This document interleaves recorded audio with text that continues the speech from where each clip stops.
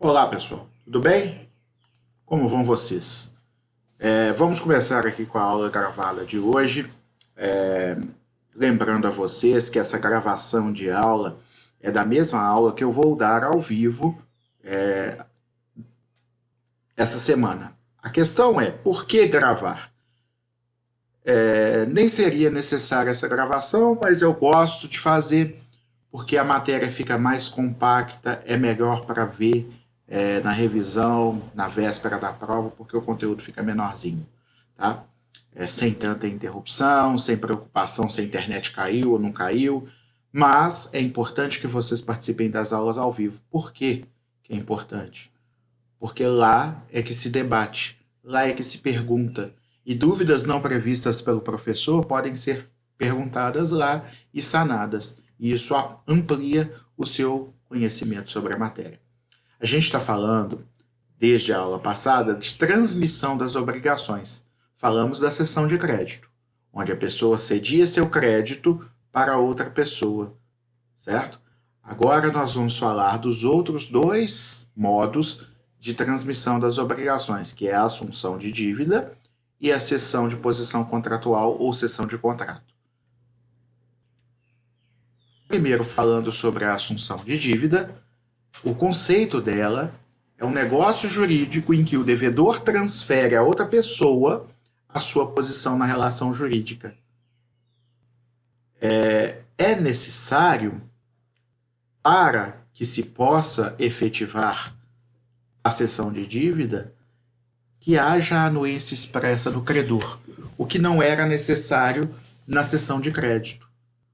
Por que há essa diferença em que na cessão de crédito o devedor não precisava anuir com a cessão do crédito e aqui na assunção de dívida o credor precisa anuir que o devedor ceda para outra pessoa, ou seja, outra pessoa assuma a dívida no lugar do devedor principal? Porque para o credor é importantíssimo a pessoa do devedor. Se não fosse necessária a anuência do credor na cessão de débito ou assunção de dívida, poderia maliciosamente o devedor transferir a dívida para uma pessoa que sabe insolvente, certo? Ainda que não fosse de conhecimento das pessoas essa insolvência, uma pessoa poderia se figurar de fato numa posição de insolvência, em que não teria condições de sanar essa dívida. Não sabendo o credor dessa situação, haveria uma potencial fraude a credores. Podemos igualmente levantar a hipótese de uma pessoa que não tem tantos bens para garantir o pagamento de uma dívida quanto tem o devedor principal. Se esse devedor principal quisesse transferir a dívida para essa outra pessoa, mais vulnerável iria ficar a posição do credor. Por isso, na assunção de dívida, só vai se efetivar o negócio se houver expressa anuência do credor. Tudo bem? Bom, aí, essa pessoa que recebeu a cessão para si, responsabilizar-se-á pela dívida que vai continuar existindo junto com seus acessórios. Então, a cessão de dívida não vai extinguir a obrigação original para criar outra no lugar com um novo devedor. Ela vai manter a obrigação originária com outro devedor no lugar do primeiro. Tá? Esse terceiro, que assume a dívida, é chamado pela doutrina de assuntor. O assuntor é aquele que se obriga, em face do credor, a pagar a dívida, ou seja, efetuar a prestação que antes era devida por outrem.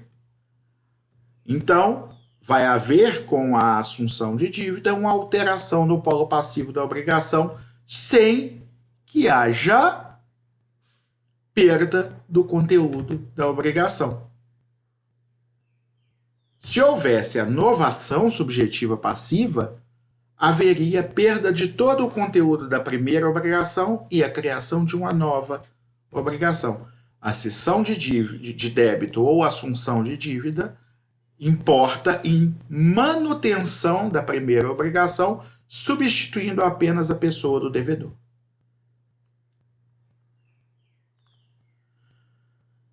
O artigo 299 do Código Civil diz o seguinte: é facultado a terceiro assumir a posição do devedor, com consentimento expresso do credor, ficando exonerado o devedor primitivo, salvo se aquele, ao tempo da assunção, era insolvente e o credor o ignorava.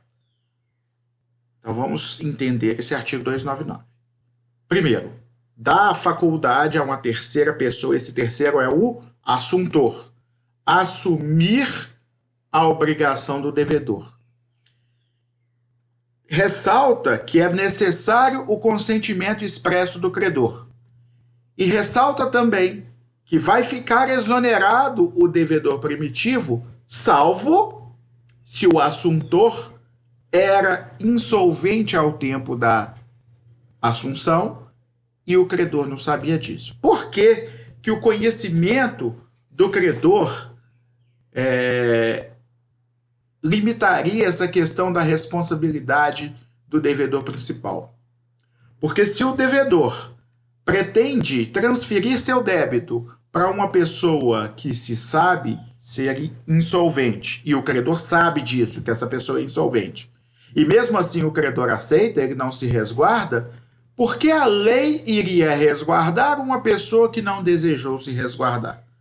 Certo? Então, pelo princípio da liberdade contratual, se no momento do consentimento o credor declara estar ciente da atual insolvência do assuntor e mesmo assim aceita, anule com a assunção da dívida, não pode o credor continuar a cobrar do devedor primitivo posteriormente, ok? O parágrafo único é muito interessante porque normalmente a gente entende que quem cala consente. Na verdade, juridicamente, esse quem cala consente já está errado desde sempre, tá? A atual legislação, ela está mais para quem, precisando se manifestar e podendo se manifestar, permanece em silêncio, parece consentir. Então, olha só, o quem cala consente significa o seguinte: se o cara não falar não, ele aceitou. Isso não existe, tá? No direito atual é o seguinte: se a pessoa deve e pode se manifestar e permanece em silêncio, ela parece consentir. Por que parece consentir? Porque você vai ter que interpretar as outras circunstâncias para verificar se não havia indícios de que aquele silêncio importou em recusa e não em aceitação, certo? Além disso, é necessário que a pessoa deva se manifestar e possa se manifestar. Porque se ela não era obrigada a se manifestar, o silêncio dela não é para ser interpretado como coisa alguma. E se ela não podia se manifestar, não se pode considerar o silêncio de forma alguma prejudicial a ela. Somente pode agir quem tem possibilidade de agir naquele momento. Essa possibilidade pode ser física ou até jurídica, dependendo da situação. Então, o quem cala consente já está afastado, tá? Já não existe essa presunção de consentimento com silêncio. Tá? A gente sabe que quem pode e deve manifestar-se calando-se parece consentir, ou seja, nem sempre vai haver consentimento. Só que no parágrafo único do artigo 299 está se falando justamente o contrário. O silêncio do credor vai ser interpretado como recusa. Por quê? Porque é necessária a manifestação expressa de aquiescência com a cessão da dívida. E a não manifestação não satisfaz o requisito da manifestação expressa. Sendo assim, o silêncio do credor tem que ser interpretado como recusa. Ok? Vamos falar das características e pressupostos da cessão de dívida ou assunção de dívida, tá? A cessão é vista pelo lado de quem cede. A assunção é vista pelo lado de quem assume, mas a gente está falando do mesmo negócio jurídico, ok? O que caracteriza a assunção de dívida é, primeiramente, o fato de uma pessoa que é física ou jurídica se obrigar a pagar a dívida perante o credor. Dívida esta que pertencia a outra pessoa, tá certo? A pessoa chama para si uma obrigação que antes pertencia ao outro, certo? Então, essa posição de sujeito passivo vai ser assumida por ela, sendo retirado o devedor da posição que antes ocupava. O enunciado 16 do Conselho da Justiça Federal, na primeira jornada de direito civil, fala o seguinte: o artigo 299 do Código Civil não exclui a possibilidade de assunção cumulativa da dívida quando dois ou mais devedores se tornam responsáveis pelo débito com a concordância do credor.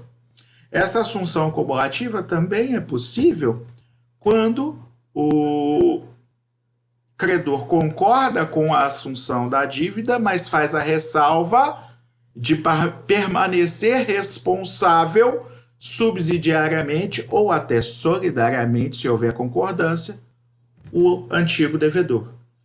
Então, quando dois ou mais devedores se tornarem responsáveis pela dívida, dá-se-á assunção cumulativa da dívida, certo?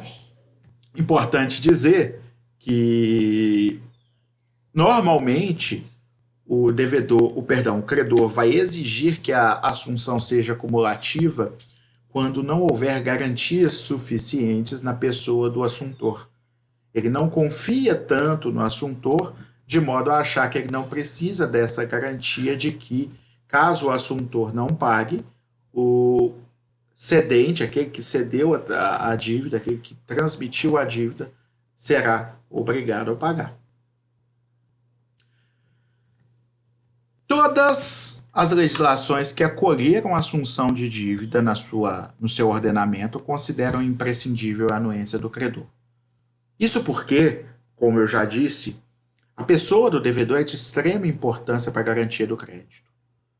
Na cessão de crédito, é o contrário. Tá? O devedor não tem que se importar, a não ser por picuinhas pessoais, não faz a menor diferença para o devedor para quem que ele tem que pagar a dívida.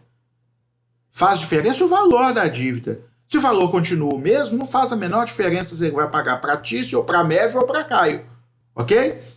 Então, a diferença entre a cessão de dívida ou assunção de dívida e a cessão de crédito reside justamente nessa característica.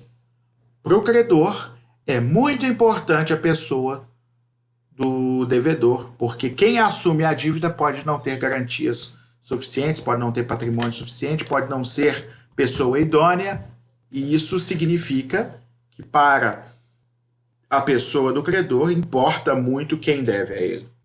Certo? Bom, há uma exceção a essa regra do parágrafo único que eu mencionei logo atrás, de que o silêncio será interpretado como recusa. A exceção está no artigo 303 do Código Civil que eu transcrevi aqui.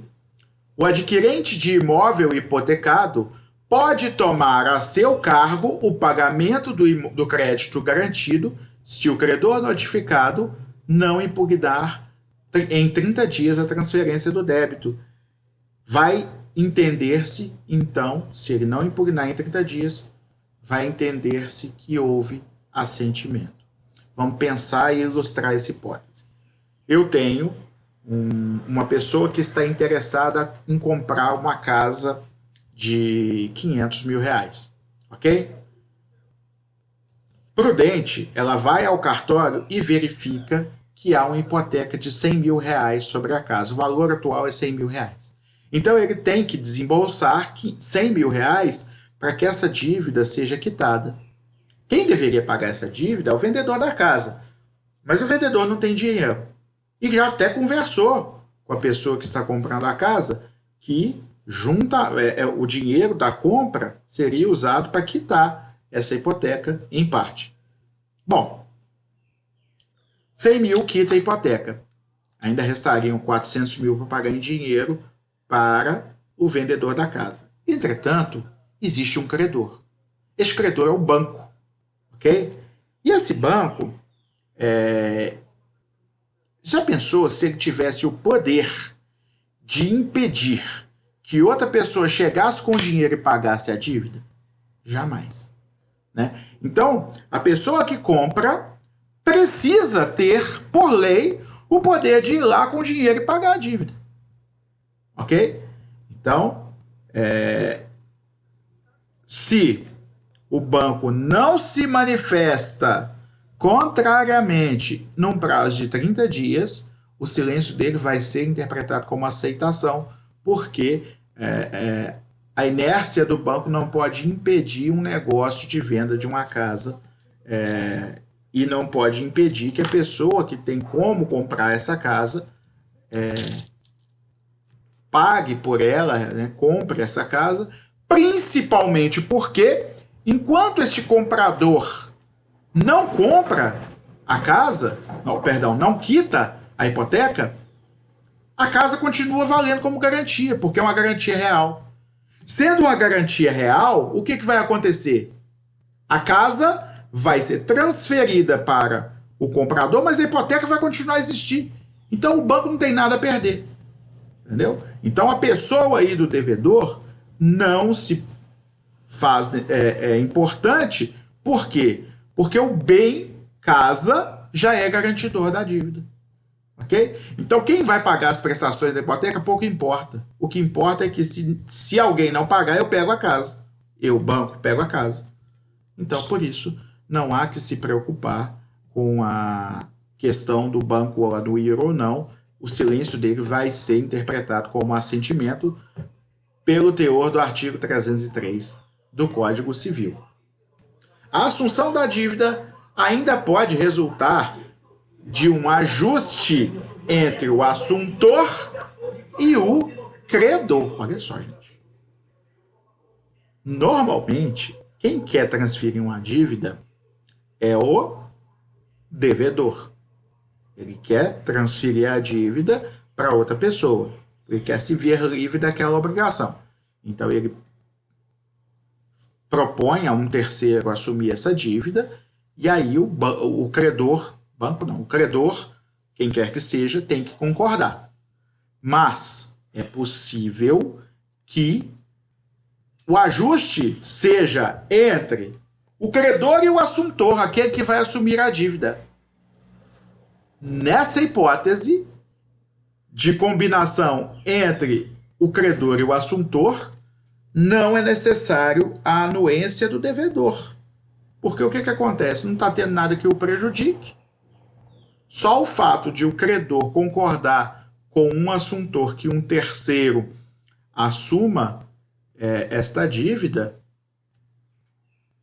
percebe-se que nada prejudicará essa assunção ao devedor primitivo. Isso ocorre, por exemplo, quando o pai vai até o credor e fala: olha, eu desejo assumir a dívida do meu filho, liberar meu filho dessa dívida, eu quero ser seu devedor.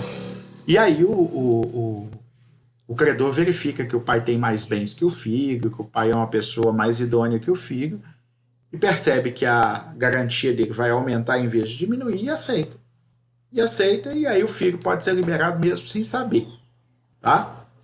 Qualquer dívida, em tese, presente ou futura, pode ser objeto de cessão, exceto aquelas que devam ser pessoalmente cumpridas pelo devedor, que são obrigações personalíssimas. Se somente o devedor tem as condições e a capacidade de cumprir aquela obrigação, porque ela depende de suas qualidades pessoais, o negócio foi lavrado de uma forma em que outra pessoa não tem condição de cumprir. Isso significa que transferir a dívida para outra pessoa representaria a perda do objeto da prestação, já que essa outra pessoa não poderia, seria impossível ela cumprir a obrigação que só poderia ser cumprida pelo primeiro.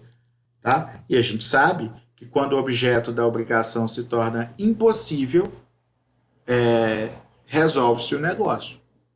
Entendeu? Então, obrigações personalíssimas não podem ser transferidas a outrem. Ok?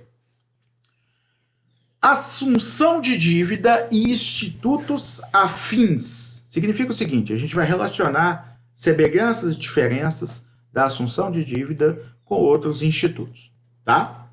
Bom, assunção de dívida e promessa de liberação do devedor. A promessa de liberação do devedor é um negócio jurídico que se configura quando o promitente se obriga perante o devedor de desonerá-lo da obrigação, pagando em seu lugar. Tá? Então vamos supor, Tício se compromete com Mévio que vai pagar uma dívida sua. Percebam, esse compromisso ele não vincula de forma nenhuma o credor e continua existindo uma dívida de Mévio com esse credor. Ele vai cobrar se Mévio não pagar, e se Tício não pagar no lugar de Mévio, vai cobrar de Mévio, que é com quem ele tem o crédito. Mévio, então, poderia cobrar Tício pela promessa que fez, se a promessa constituiu-se numa obrigação, ok? Porém, o credor não tem nenhum vínculo com esse negócio jurídico celebrado, de promessa celebrado entre o promitente e o devedor, tá certo? Na assunção de dívida, inclui-se o credor imediatamente no negócio jurídico de transmissão, sendo que o credor vai ter que dar a sua indispensável anuência para que o negócio se efetive, e se ele não o fizer, não vai se efetivar o negócio. Ok? Assunção de dívida e novação subjetiva por substituição do devedor. A assunção de dívida é diferente da novação, porque na novação extingue-se a obrigação anterior e passa a existir uma obrigação nova, sem que subsistam os caracteres da obrigação anterior, como prazo prescricional corrente, cláusulas acessórias, contratos de garantia, contratos acessórios de garantia. Nada que tinha antes vai ser transferido para a nova obrigação, porque aquela obrigação anterior foi extinta e com ela todos os seus acessórios, e passou a existir uma nova. Então, essa nova nasceu do zero, certo? Assunção de dívida e fiança. Perdão, deixa eu só complementar aí o número 2. Isso na novação, né? O que eu falei ocorre na novação, enquanto na assunção de dívida, todos os acessórios são transmitidos junto com a dívida, inclusive contagem de prazo prescricional, tudo continua normal, ok? Tudo continua da mesma forma que estava antes, nenhum critério da obrigação original é perdido. Assunção de dívida e fiança. A diferença da assunção de dívida para a fiança é que, na assunção de dívida, o assuntor retira o antigo devedor da obrigação e passa a ocupar o seu lugar de devedor principal, enquanto na fiança, o fiador não retira o devedor da sua obrigação principal e ele também não se torna obrigado principal, devedor principal na dívida. Ele é apenas um garantidor, um responsável por pagar a dívida caso o devedor principal não tenha recursos para fazê-lo. Tá? Então a diferença entre assunção de dívida e fiança é essa. Tá certo? A fiança normalmente é uma obrigação subsidiária. Se o afiançado ou devedor não pagar, aí sim o credor poderá cobrar do fiador. Enquanto na assunção de dívida, não tem essa questão de obrigação subsidiária, porque, de regra, o devedor vai sair da posição de devedor e em seu lugar vai entrar o assuntor. Assunção de dívida e estipulação em favor de terceiro. Na estipulação em favor de terceiro, um estipulante ou promissário cria em favor de um terceiro uma vantagem de ordem patrimonial que deverá ser cumprida pelo promitente. Na assunção de dívida não tem nada disso. Tá? Um exemplo de estipulação em favor de terceiro é um seguro de vida. Certo? Eu estipulo, eu faço um contrato com a empresa seguradora, tá? E nesse contrato tem uma estipulação em favor da minha esposa. Se eu morrer, minha esposa recebe a indenização. Percebem? Então, o que aconteceu aí nessa questão? Aconteceu que não houve cessão de dívida nenhuma. Tá? Apenas houve um negócio entre mim e a seguradora em que eu pago o seguro e caso aconteça um evento morte comigo, recebe a indenização minha esposa. Então foi estipulado algo em favor de outra pessoa. Na assunção de dívida não é isso que acontece. Tá? A pessoa que cede a dívida, que transfere a dívida, o transmitente, e aquele que assume a dívida, o assuntor, não estão estipulando em favor do credor. Certo? Eles estão transferindo uma dívida que o credor já tinha, um crédito que o credor já tinha, né, que é a dívida daquele devedor, eles estão transferindo do devedor para o assuntor. Certo? Então a diferença reside aí. Espécies de assunção de dívida. Bom, letra A. Mediante contrato entre terceiro, assuntor e o credor, sem participação ou anuência do devedor. Essa hipótese também é chamada de expromissão. Orlando Gomes vem aqui falando que expromissão é um negócio jurídico pela qual uma pessoa assume espontaneamente a dívida de outra. São partes desse contrato. A pessoa que se compromete a pagar, no lugar do devedor, chamada expromitente, e o credor. O devedor originário não participa dessa estipulação contratual. É o caso, por exemplo, que eu já dei, né? O exemplo, o pai assumia a dívida do filho, independente da anuência do filho com isso. Tá? Ela se distingue da delegação, que é a outra forma, tá? Por esse aspecto. Tá? Nós vamos falar da delegação no próximo slide. No caso da expromissão, dispensa-se a intervenção do devedor originário. O exprometente não assume a dívida por ordem ou por autorização do devedor, como na delegação, mas espontaneamente. Agora vamos falar da delegação. Mediante acordo entre o terceiro, o assuntor, e o devedor, com a concordância do credor. Também é chamado de delegação. O Carlos Roberto Gonçalves fala que delegação é um modo de assunção de dívida que ocorre quando o devedor transfere a terceiro, com o consentimento do credor, o débito com este credor contraído. Os personagens são o devedor, que é o delegante, tá? Que transfere, delega o débito ao terceiro, que é o delegado, com o assentimento do credor, que é o delegatário. Então, falamos aí das duas modalidades, né, de assunção de dívida, a expropriação, quando o acordo é feito entre o credor e o assuntor, e a delegação, quando o acordo é feito entre o devedor e o assuntor com a anuência ou concordância do credor. Ok? Nas duas modalidades, a assunção de dívida pode ser liberatória ou cumulativa. Em qualquer das duas. Liberatória ocorrerá quando o assuntor assume sozinho toda a dívida e é liberado da obrigação o devedor primitivo. Ok? Essa assunção liberatória, ela não ocorrerá quando o assuntor era insolvente no momento da cessão e o credor ignorava, porque aí houve uma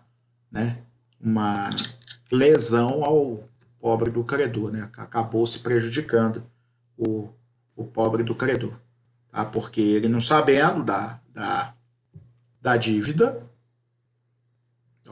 ele não sabendo da situação de insolvência do devedor, do assuntor, ele concordou achando que ele pagaria, que ele poderia pagar, e na verdade ele não pagaria.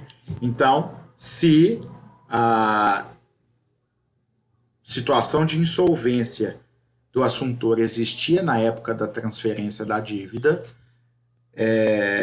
se o credor não sabia disso, vai permanecer responsável aquele devedor que transmitiu a dívida. Importante dizer que eu já até falei isso lá no início do slide, que a lei não protege o credor que conhecia a situação de insolvência do assuntor e não se manifestou. Porque a lei não pode querer proteger alguém que não quis proteger a si próprio. Okay? Então, se ele sabia da situação de insolvência e não fez a ressalva de que aquela assunção de dívida era cumulativa porque ele sabia que o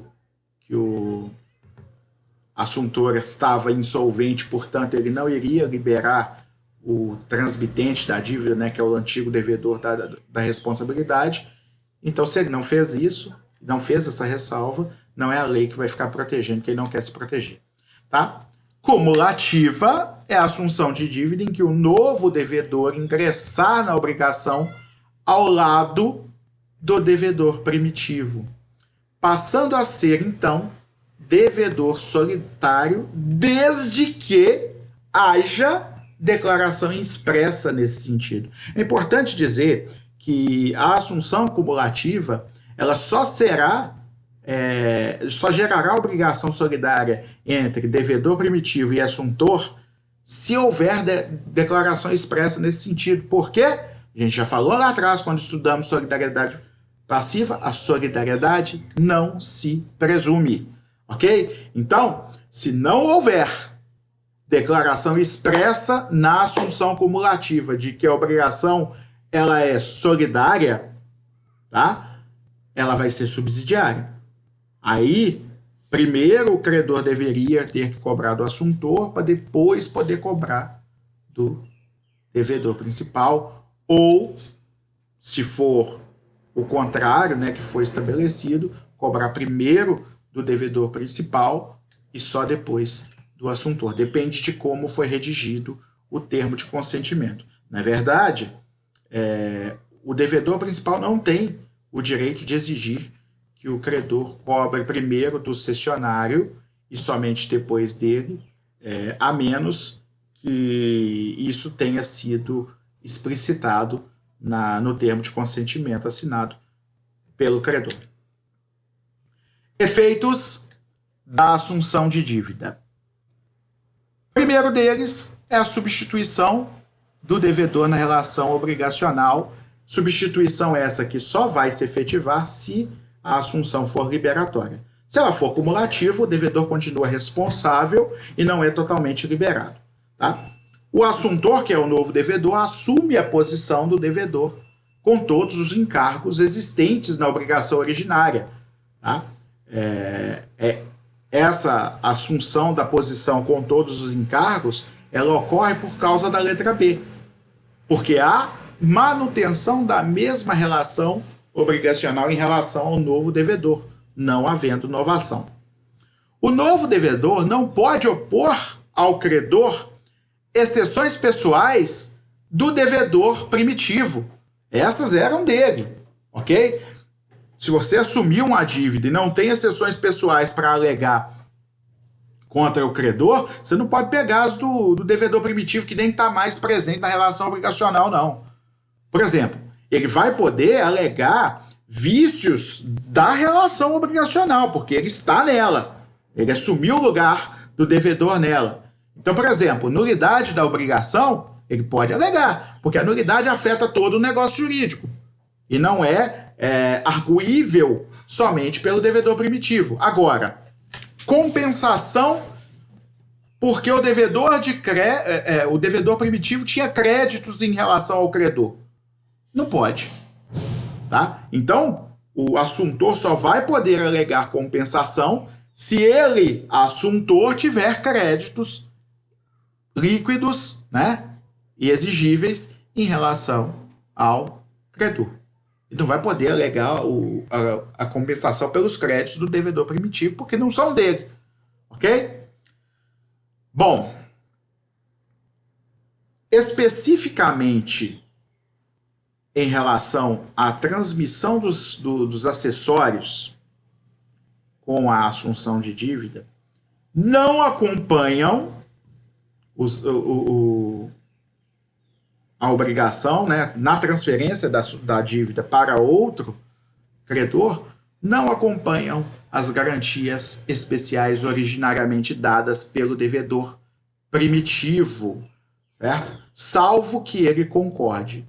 Então, por exemplo, se tiver uma fiança, se tiver um aval, garantias que não são da essência da dívida, que não são obrigatórias de constar no contrato, não precisam ser transferidas, a não ser que ele anua.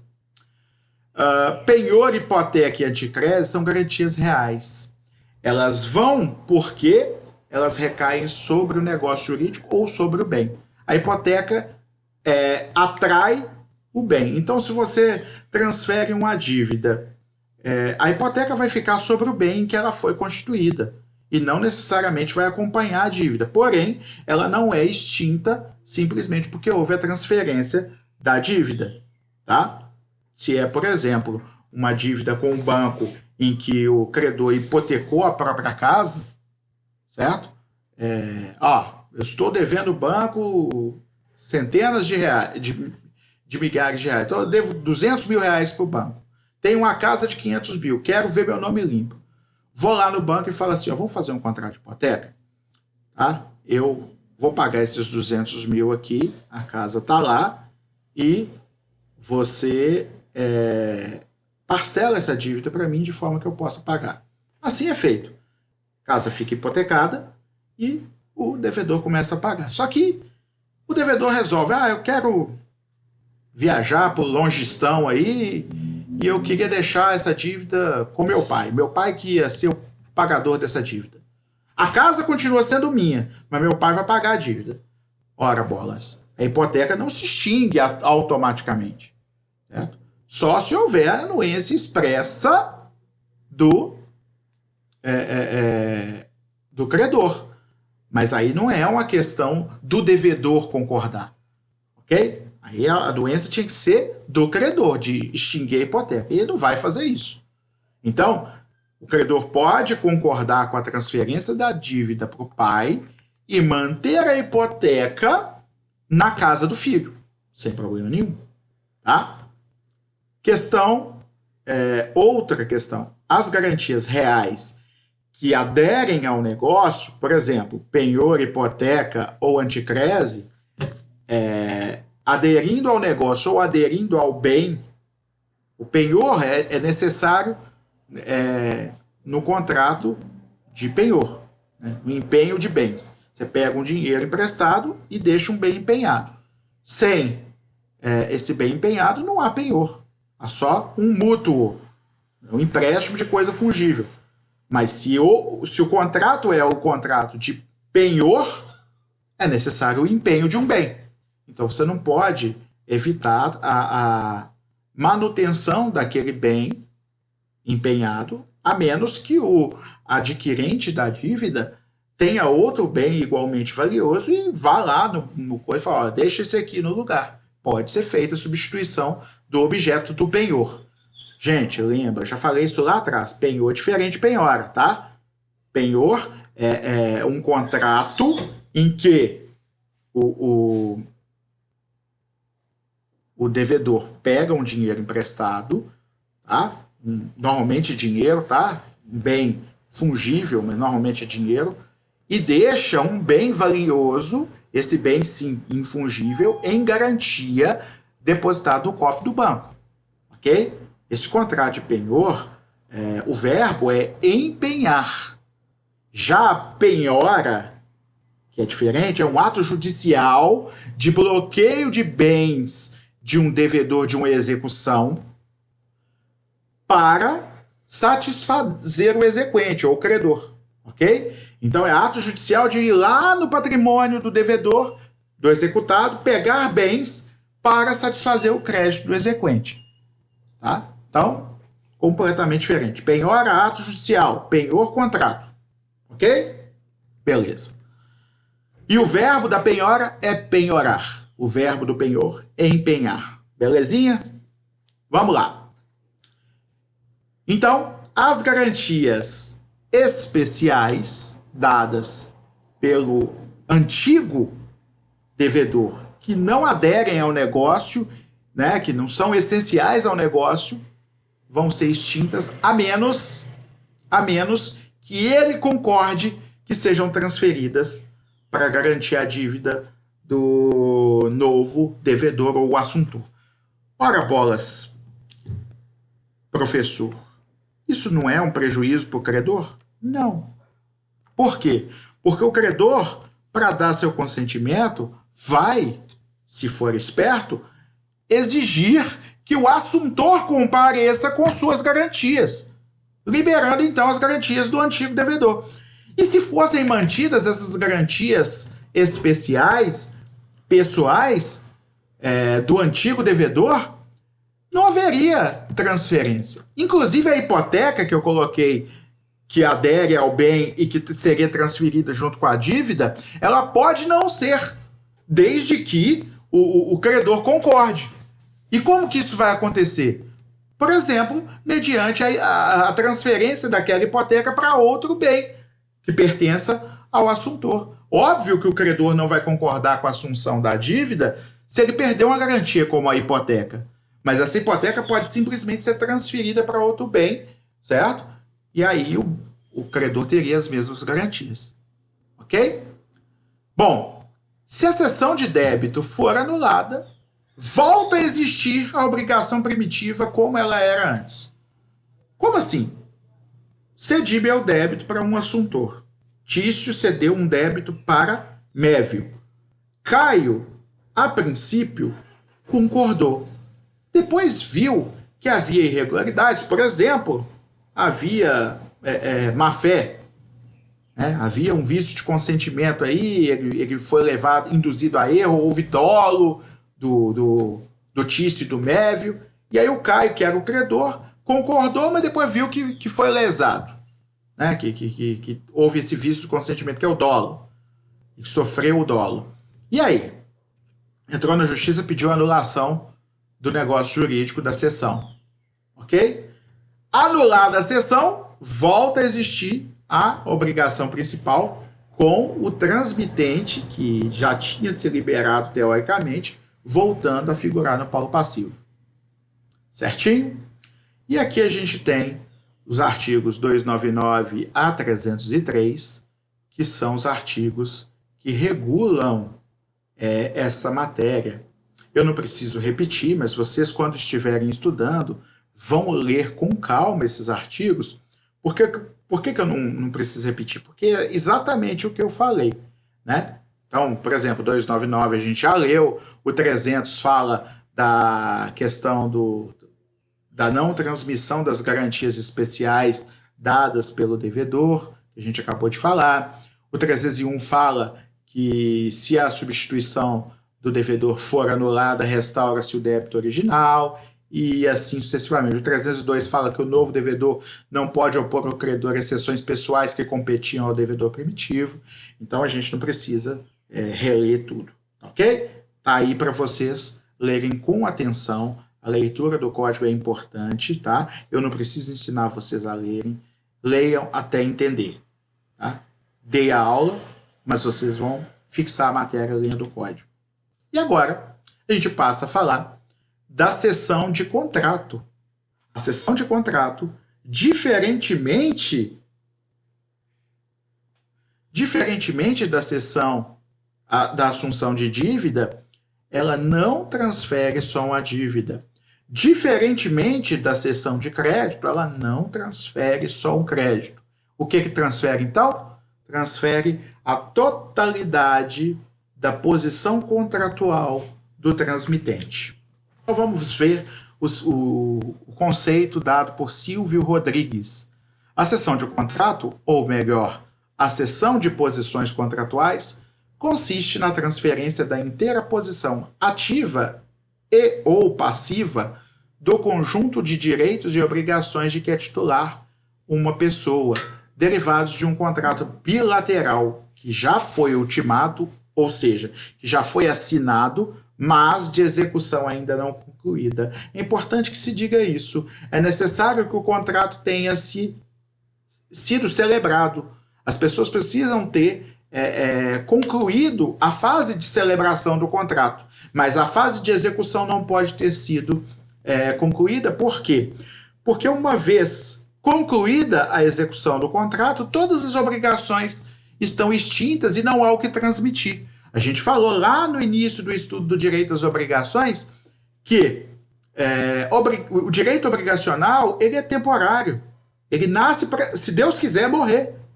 E ele morre quando? Quando que ele deixa de existir? Com o cumprimento. Então, se a execução do contrato já foi terminada, não há nada mais para ser transferido para outras pessoas.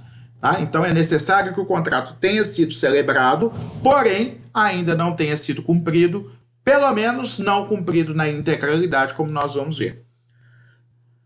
Normalmente, a cessão de contrato é chamada de cessão de contrato, tá? Mas essa expressão é inapropriada, tá? Porque não se transfere o contrato inteiro, primeira coisa. Transfere-se apenas uma posição contratual que pode ser de um ou de outro contratante.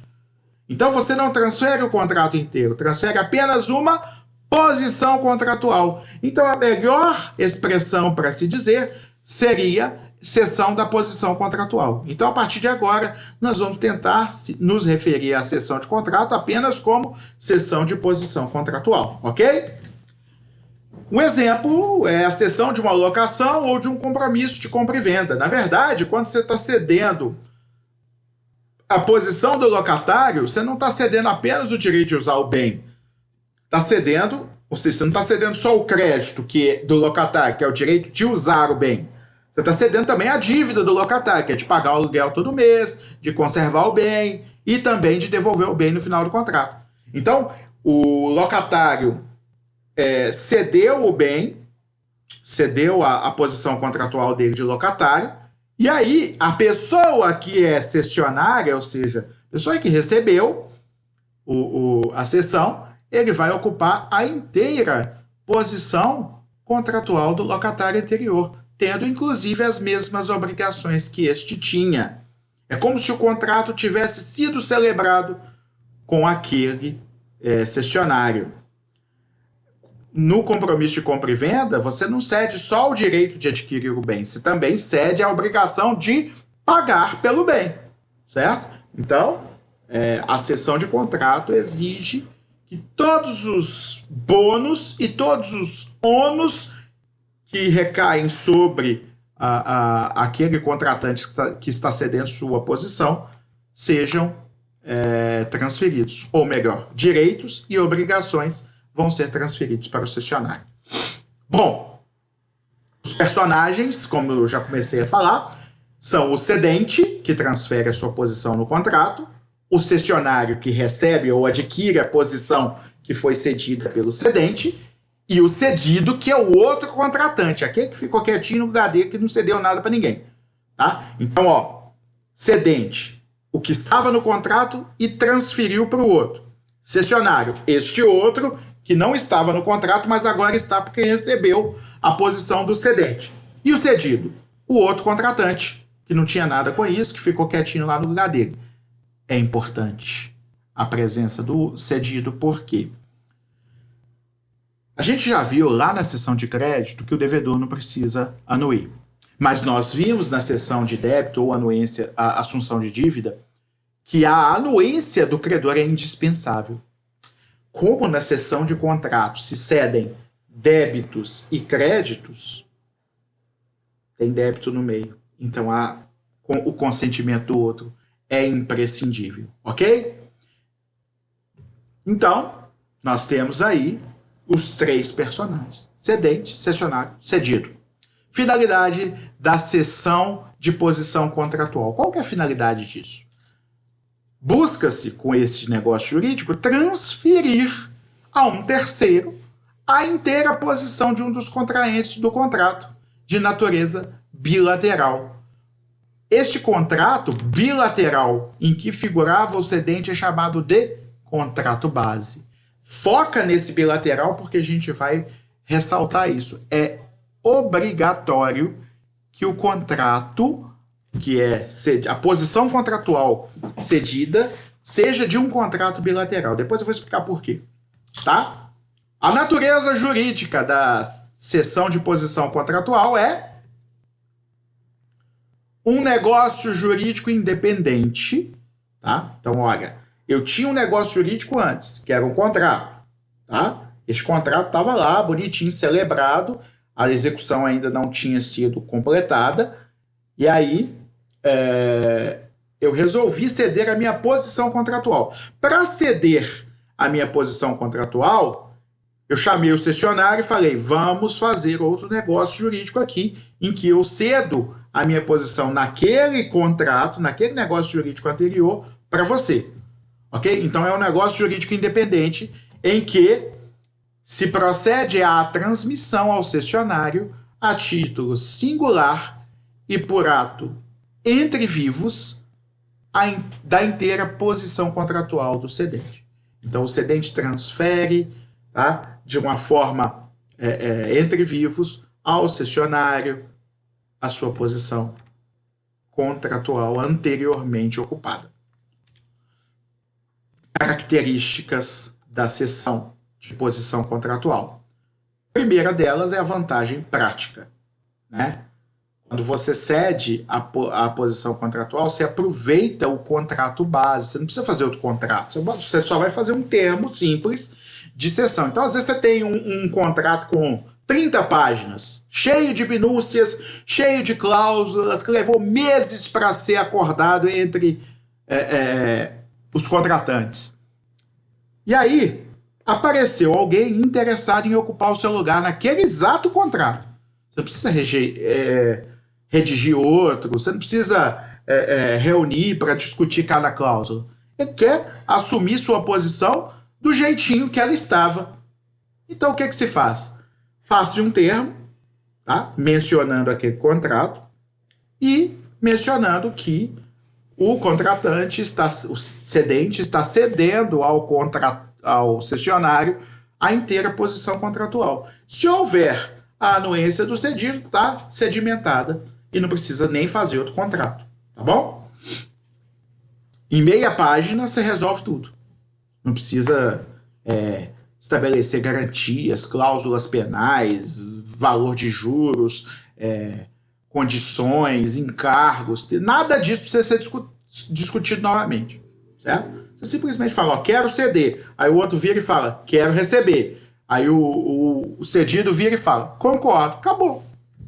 Novo contrato, o novo negócio jurídico, que também é um contrato de cessão, foi celebrado com um terminho de meia folha e o que vale é o contratão lá que estava valendo entre o cedente e o cedido e agora vai passar a valer entre o cessionário e o cedido.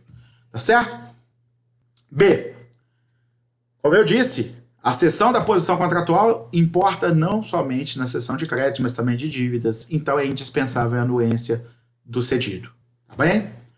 O consentimento do cedido pode ser dado previamente, no próprio contrato. Eu assinei um contrato e coloquei nesse contrato uma cláusula em que eu concordo que esse contrato, que a posição contratual do outro contratante seja cedida para quem ele quiser. Eu estou dando uma autorização prévia para esse contrato circular, né? Que esse contrato possa ser transferido para outras pessoas. Bom, é uma das formas, consentimento prévio, ou o consentimento pode ser posterior, como uma ratificação da cessão. Tá? Se não foi dado previamente, é imprescindível o consentimento posterior para a validade da cessão. Bom, somente em casos excepcionais, a lei dispensa a anuência do cedido no contrato de cessão, a transferência da posição contratual. Tá? Está no artigo 13 do Decreto-Lei 58 de 1937 e no artigo 31 da Lei 6766 de 79, em que é permitido a cessão da posição contratual do comprador de imóvel loteado, tá certo? É importante que se diga que nessa situação o que acontece? O comprador, ele, se pagar a dívida, recebe o lote, se não pagar, não recebe. Lembra do que a gente falou sobre a exceptio ou exceptio non adimplente contratos, certo? Então, não dá para exigir daquele comprador o dinheiro se você não entregar o lote para ele. Mas ele também não tem como exigir o lote de você, nem a escritura, se ele não te pagou. Então, para quem está vendendo o imóvel loteado, não faz a menor diferença. Certo? Já que a escritura e a posse do imóvel só vão ser transferidas mediante pagamento. Quem vai pagar importa? Não importa. Então, nesses casos, na compra e venda de imóvel loteado, a lei já previa que não era necessário o consentimento do cedido na transferência contratual, da posição contratual. Só que essa questão aí é chamada pela doutrina de cessão imprópria, impura ou subrogação legal na relação contratual e é excepcional. Tá? A jurisprudência depois estendeu essa orientação a imóveis não loteados. Entendeu o seguinte, fora, o que importa para o vendedor é o recebimento do preço, do tamanho, do preço do valor que ele pediu pela venda. Né? E o que importa para quem vai receber, quem vai pagar pelo imóvel, é receber o imóvel. Então, a pessoa... eu não vendo minha casa para esse indivíduo. Não tem muita razão de ser esse tipo de ressalva. Se você colocou sua casa à venda e pediu um valor e a pessoa aceitou o valor, né? Então a jurisprudência entendeu que imóveis não loteados também podem ser vendidos para outra pessoa mediante transferência da posição contratual do comprador sem anuência do cedido, ok? Bom, o contrato base cedido tem que ser bilateral, porque se fosse unilateral, o que haveria? Ou apenas um débito ou apenas um crédito. Não haveria uma relação em que as pessoas são mutuamente credores e devedores, ok? Havendo apenas um débito, houve assunção de dívida. Havendo apenas um crédito, houve cessão de crédito. Então é necessário uma relação contratual bilateral complexa em que haja situação de ao mesmo tempo ser credor de alguma obrigação e devedor de outras obrigações ou outra, para que se possa entender que se está diante de uma cessão da posição contratual. Ok? Em tese, letra F, admitem-se cessão de contrato os que são de execução diferida ou de trato sucessivo. Eu já falei desse tipo de contrato lá atrás, mas vamos lembrar. Quanto à execução da obrigação, são de execução instantânea aquele toma lá da cá, né? Aqueles que você assinou aqui e já cumpriu imediatamente. Execução diferida, que também tem execução em um único instante, mas não é imediatamente, é no futuro, né? E tratos sucessivos são aqueles em que a execução se prolonga no tempo. Né? Não é feita em um único ato, ela é feita em atos sequenciais, sucessivos, ok? Bom, normalmente você vai pensar, se é necessário que o contrato já tenha sido assinado, mas que a execução não tenha terminado, eu só poderia transferir a posição contratual em contratos de trato sucessivo ou de execução diferida. Sim, a princípio sim.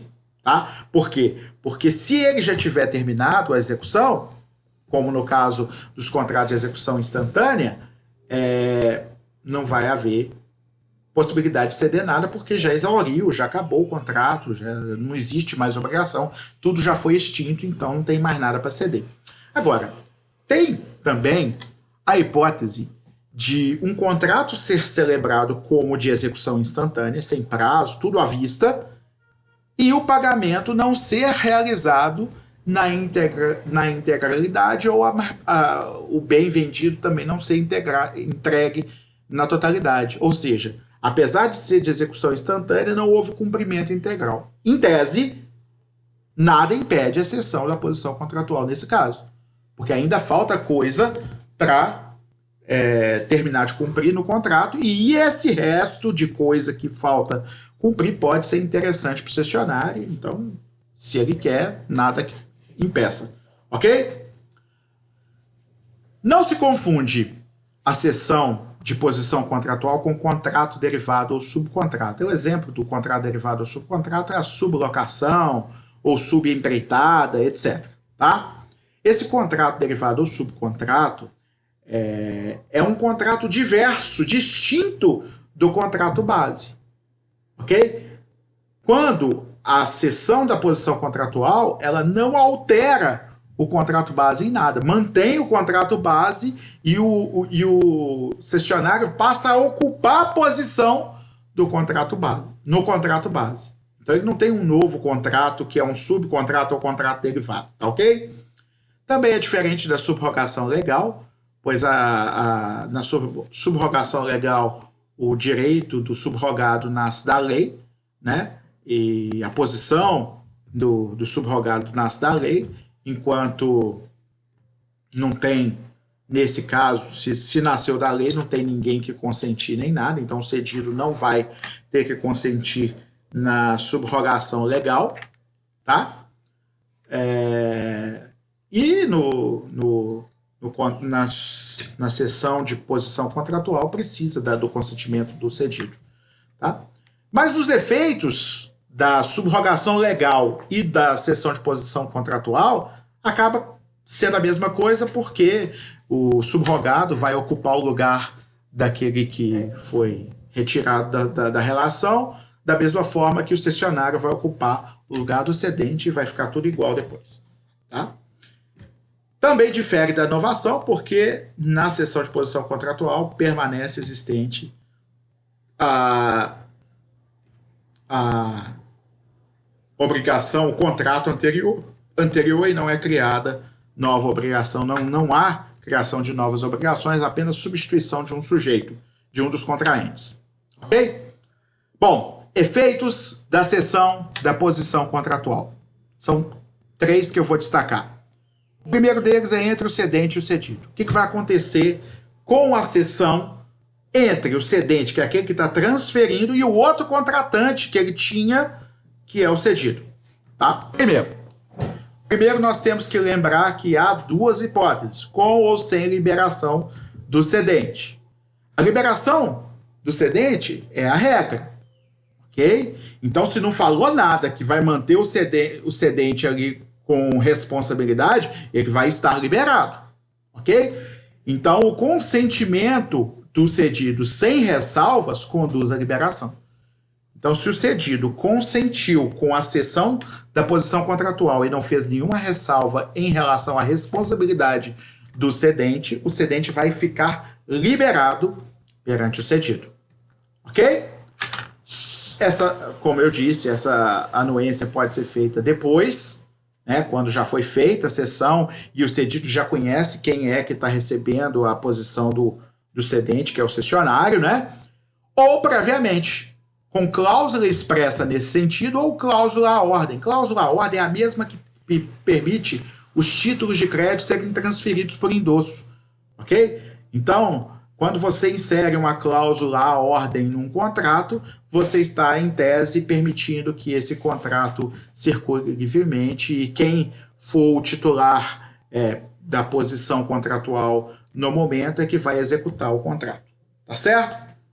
Bom, não é fato comum que o cedido dê consentimento sem liberar o cedente. Normalmente é liberatória o consentimento, é liberatório.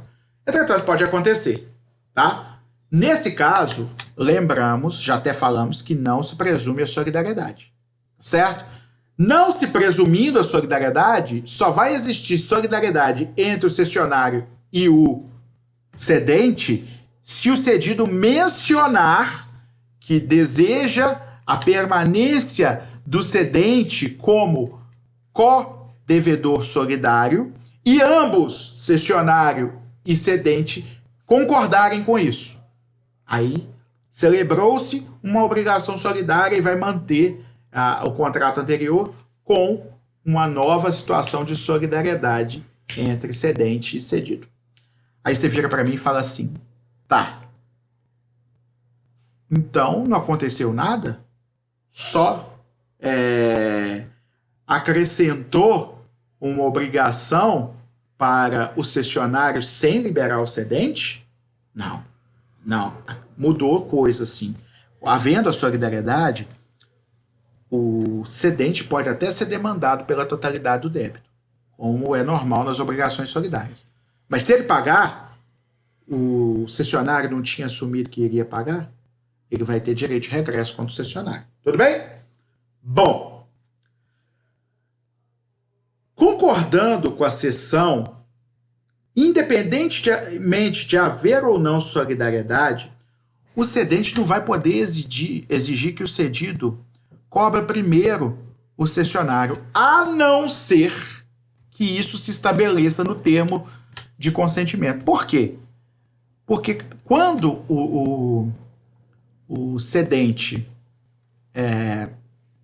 não anuiu ou anuiu com ressalvas, ele está dizendo o quê? Eu não quero participar desse negócio aí, eu não quero que isso me afete.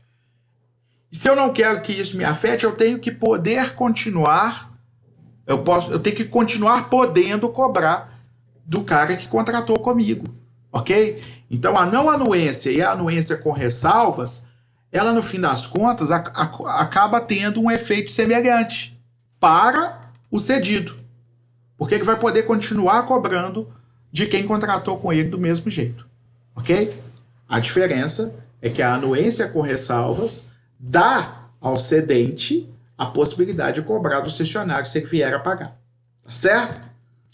Bom, para haver solidariedade, então, vai ser obrigatório que o cedente e o cessionário anuam com o desejo, que vai ser, obviamente, do cedido, né, que é o credor. Credor não, gente. O outro contratante, né, porque as pessoas são credores e devedores. O outro deseja solidariedade, porque vai aumentar as garantias dele. Só que para existir a solidariedade, os outros dois, né, que o cara que quer ceder a obrigação, a posição contratual, e o cessionário que vai receber a posição contratual, eles têm que concordar em se tornarem devedores solidários. Tá? Se eles não concordarem, não acontece. Bom, segunda relação, né, de efeitos, quais são os efeitos entre o cedente e o cessionário? Bom,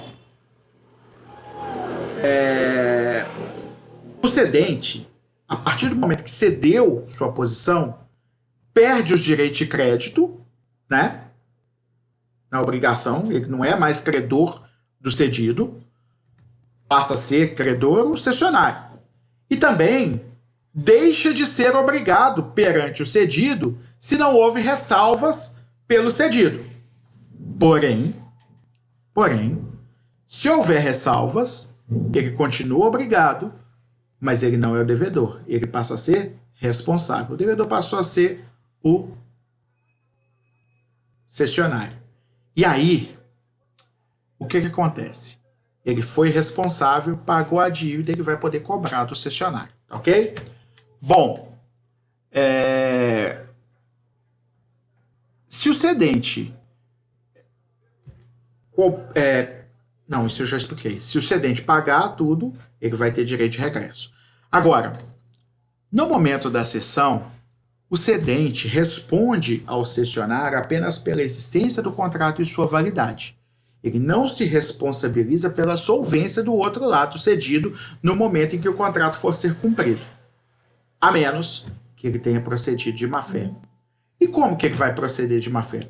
Por exemplo, se ele já souber que o cedido está em vias de se tornar insolvente, que está em situação calamitosa financeira, não vai ter dinheiro para pagar o contrato, pagar as obrigações dele no contrato, e ele deseja se livrar dessa dor de cabeça. E aí ele transfere a posição contratual dele para um desavisado, que é o cessionário. O pobre do desavisado procura no fórum e vê que não tem nada onerando o cedido ainda, porque, embora esteja em situação financeira calamitosa, ele ainda não entrou com o seu pedido de insolvência, está prestes a fazer, mas ainda não fez. E aí o cessionário celebra o contrato com o cedente e o cedido anui. Se o cedente procedeu de má-fé e isso for provado, ele continua responsável perante o cessionário. Tá? Qualquer prejuízo sofrido pelo cessionário poderá ser cobrado do cedente. Tá ok? Isso é uma analogia aos artigos 295 e 296, que são relativos à cessão de crédito, em que o cedente ainda se responsabiliza se procedeu de má-fé, mesmo na cessão gratuita, tá ok? Bom, por fim, vamos falar dos efeitos entre o cessionário e o cedido, que é o outro lá, que não participou diretamente da cessão, apenas anuiu, ok? Vamos lá. Primeiro, o cedido só pode invocar contra o cessionário os meios de defesa inerentes ao contrato base, tá? Mesmo aqueles que poderia invocar contra o cedente. Olha só. O cedido, quando ele concordou, ele não pode ser prejudicado. Tá? Só substituiu a pessoa que estava lá. Então, tudo que tiver relacionado ao contrato base, ele pode invocar contra o cessionário. Mesmo aqueles que ele ainda podia invocar contra o cedente. Entretanto, não pode invocar exceções relativas a outros contratos, a outras relações contratuais que ele tenha contra o cedente, porque aí não tem nada a ver com esse contrato. Tá? Então, o que for... por exemplo, eu tenho um contrato de trabalho com uma pessoa e alugo uma casa para ele morar. Certo?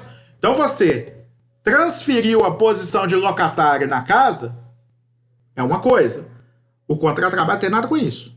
Você não pode alegar coisa do contrato de trabalho para opor ao cessionário da posição de locatário. Tudo bem? Bom, a menos que tenha feito uma ressalva em relação a essas outras relações contratuais. Por exemplo, falando que não abriria mão de invocar a compensação dos créditos que tivesse com o cedente em outros contratos, devendo o cessionário concordar com essa compensação e se virar com o cedente depois. Certo? Então, se não fez ressalva, não pode alegar depois. Tá bom? Bom, exceções relativas não ao contrato base, mas relativas ao contratinho lá que efetivou a cessão, aquele instrumento da cessão, porque eu já falei para vocês que a natureza jurídica da cessão de contrato é um negócio jurídico independente. Então, existe um contrato antes, a posição nesse contrato vai ser cedida por outro contrato, por outro negócio jurídico. Então, o instrumento que celebrou esse novo negócio jurídico pode ter erros, pode ter defeitos também. Então, as exceções alegadas relativas ao instrumento da cessão também podem ser alegadas pelo cedido contra o cessionário. Também? Direitos potestativos do cedente não são alegáveis pelo cessionário contra o cedido. Tá? Por exemplo, O cedente foi vítima de erro ou dolo ou coação. E antes de saber que tinha sido vítima de erro ou dolo ou coação, não, coação é que saberia, né? Mas vamos supor que antes de saber que foi vítima de erro ou dolo, ele transferiu a posição contratual dele. E aí o cessionário falou, não, ele sofreu dolo. Não, peraí. Ele sofreu dolo. Você sabia exatamente o que estava fazendo. Então você não pode alegar o dolo do outro. Tudo bem? Continuando então. Cessão da posição contratual no direito brasileiro. Esse é o último slide, tá? Depois desse a gente vai terminar essa disciplina, essa matéria, perdão. Cessão da posição contratual não foi expressamente regulada pelo direito brasileiro. Só que a lei brasileira admite cessão de crédito, admite assunção de dívida, então vai admitir cessão de crédito e dívida junto. Não faz o menor sentido, né, que você pense que a cessão de crédito é permitida, a assunção de dívida é permitida, e se juntar os dois e ceder tudo junto, não vai poder. Né? Então, essa é a primeira questão. Né? Além disso, o direito brasileiro admitiu a cessão de contrato em se tratando de locatário e em se tratando de compromisso de compra e venda. Tá? O compromisso de compra e venda, então, admitiu, inclusive, sem a necessidade de anuência do cedido. Ora, bola, espera aí, se você cede esses dois, você pode ceder essa posição contratual nos dois casos, por que você vai, e a lei admite, por que você vai vedar nos outros tipos de contrato? Em tese, somente aqueles contratos que envolvam obrigações de caráter personalíssimo, que não possam ser cumpridas por outra pessoa, que não poderiam ser cedidas. Da mesma forma que não poderiam ser cedidas na assunção de dívidas. Tá? E por fim, você tem o artigo 425 do Código Civil que fala, é lícito às partes estipular contratos atípicos, observadas as normas gerais fixadas nesse código. Quais são as normas gerais? As normas de validade do negócio jurídico que estão no artigo 104 do Código Civil. E entre elas, não está a tipicidade do contrato, ou seja, não precisa ter o contrato previsto no Código Civil para poder ser realizado. Simplesmente está lá, agente capaz, objeto lícito, possível, determinado ou determinável, ou forma prescrita ou não defesa em lei. Então, se o negócio de cessão de posição contratual obedece os requisitos do artigo 104 do Código Civil, é perfeitamente possível, ao teor do artigo 425 do mesmo Código Civil, a despeito dele não ser um contrato típico, ele pode ser celebrado. Tudo bem? Gente, prazer estar com vocês, tá? Como eu disse, foi o último slide. A gente vai continuar nos encontrando nas aulas ao vivo e eu vou manter a questão de avisos importantes apenas nas aulas ao vivo, tá certo?